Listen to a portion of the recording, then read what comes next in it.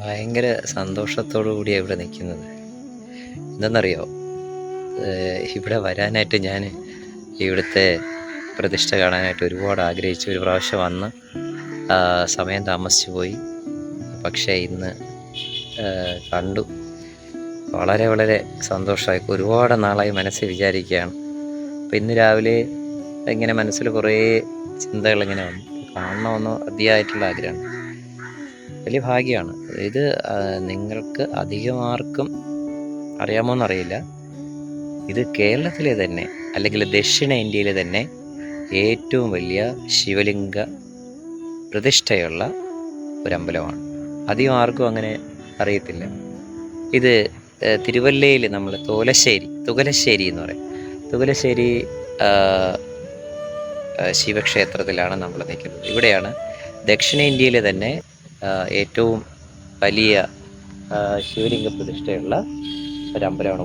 വളരെ പഴക്കമുള്ള വളരെ വളരെ വളരെ പഴക്കമുള്ള നമ്മുടെ ഇത് വൈക്കം മഹാദേവ ക്ഷേത്രം, അതുപോലെ തന്നെ അങ്ങനെയുള്ള ആ മുഖപ്പൊക്കെ കാണുമ്പോൾ നമുക്ക് ഒരു പല്ലവ ശൈലിയിലുള്ള ഇതൊക്കെയാണ് കാണുന്നത്. പക്ഷേ വളരെ വളരെ പഴക്കം ചെന്ന വളരെ പഴക്കമുള്ള കോവിലാണ്. നമുക്ക് ആർക്കറിയാം, ദക്ഷിണേന്ത്യയിലെ ഏറ്റവും വലിയ ശിവലിംഗ പ്രതിഷ്ഠയുള്ള ഒരു അമ്പലമാണ്. ഇവിടെ രാവിലെ 5-5:30 മണി മുതൽ രാവിലെ 10 മണി വരെയുണ്ട്. പിന്നെ വൈകുന്നേരമാണ് പ്രശ്നം. 7 മണി 7:30 വരെയൊക്കെ ഉണ്ട്. വന്നാൽ നമുക്ക് കാണാം.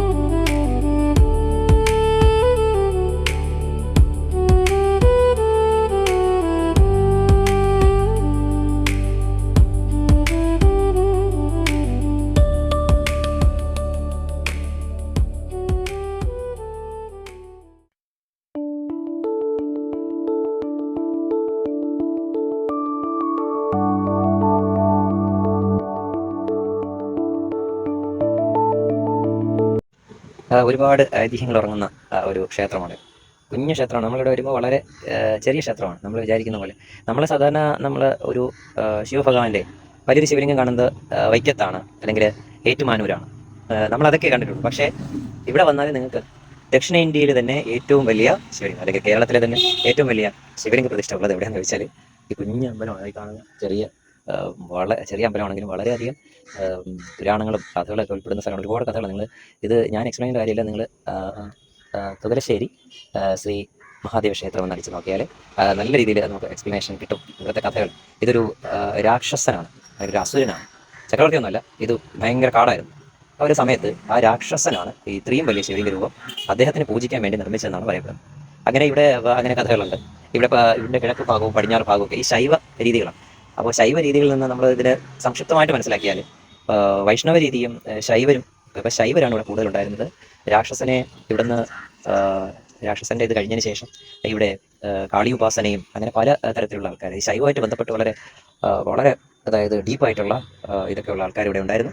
അപ്പോൾ കിഴക്കും പടിഞ്ഞാറുമായിട്ട് ഭയങ്കരമായിട്ടുള്ള വൈരാഗ്യവും കാര്യങ്ങളൊക്കെ ഉണ്ടായിരുന്നു. ഈ മന്ത്രത്തിന്റെ പ്രാർത്ഥനയുടെ രീതിയിലൊക്കെ വ്യത്യാസം. അങ്ങനെ ഇവിടെ പറയുന്ന പറഞ്ഞാൽ ഇവിടെ ഈ കുടുംബം, ഇവിടെ വിളക്ക് കത്തിച്ചിരുന്ന കുടുംബം ഞാൻ അതിനെപ്പെട്ട് പോകുന്ന ഒരു അവസ്ഥയൊക്കെ വന്നപ്പോൾ ഒരാൾ ഇവിടെ നിന്നോ ഒരു വാമന രൂപത്തിലുള്ള ഒരു ബ്രാഹ്മണൻ ഇവിടെ വരികയും ഇവിടെയുള്ള ഈ നീചമായിട്ടുള്ള ഡൗൺ വളരെ ഇതായിട്ടുള്ള ആ മന്ത്ര രീതികളൊക്കെ മാറ്റി അവരെയൊക്കെ ഓടിച്ചെന്നാ പറയണം. അവരെയൊക്കെ യുദ്ധത്തിൽ തോൽപ്പിച്ചെന്നോ അവരെ കൊന്നെന്നോ ഒക്കെ അങ്ങനെയൊക്കെ ഇവിടെ ഒരു സിസ്റ്റം കൊണ്ടുവന്നു. അങ്ങനെ ഈ അമ്പലത്തിൽ ഒരു സിസ്റ്റം കൊണ്ടുവന്നു. അതായത് ഒരു വൈഷ്ണവ സിസ്റ്റം കൂടെ ഉണ്ട്. അപ്പോൾ നമ്മളിവിടെ നോക്കിക്കഴിഞ്ഞാൽ ശിവൻ മാത്രമല്ല വിഷ്ണുവിൻ്റെ രൂപങ്ങൾ ഇവിടെ കാണാം. വിഷ്ണു പുറത്തുണ്ട്.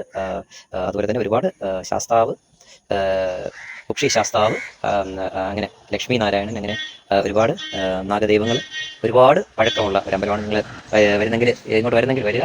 എന്നെങ്കിലും നിങ്ങളുടെ ജീവിതത്തിൽ, നിങ്ങൾ കേരളത്തിലാണെങ്കിലും നിങ്ങൾ ഇങ്ങനെ ഒരു അമ്പലം, അല്ലെങ്കിൽ ശിവനുമായിട്ട് ബന്ധപ്പെട്ട് കേരളത്തിൽ ഏറ്റവും വലിയ ശിവപ്രതിഷ്ഠയുള്ള, നിങ്ങൾ ഗൂഗിളിൽ നോക്കുക ഉള്ള ഒരു സ്ഥലം. ദക്ഷിണേന്ത്യയിൽ തന്നെ വേണമെങ്കിൽ ഇതിന്റെ വലിപ്പം വെച്ചിട്ട് ഏറ്റവും വലുതെന്നാണ് പറയപ്പെടുന്നത് കേട്ടോ. പക്ഷേ ഇതിനകത്ത് നമ്മൾ കയറിയ അമ്പലം വളരെ ചെറുതാണ്. ഈ ചെറിയ അമ്പലത്തിനുള്ളിൽ തന്നെ ഉള്ള ഫുള്ളായിട്ടാണ് മഹാശിവലിംഗം ഇരിക്കുന്നത്.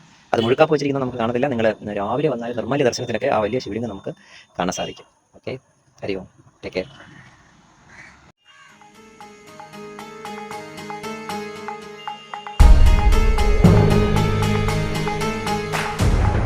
देवराजसेव्यमान पावनाग्रिपङ्कजं व्यालयज्ञसूत्रमिन्दुशेखरं कृपाकरं नारदादियोगिवृन्दवन्दितं दिगम्बरं काशिकापुरादिनार्थकालभैरवं भजे।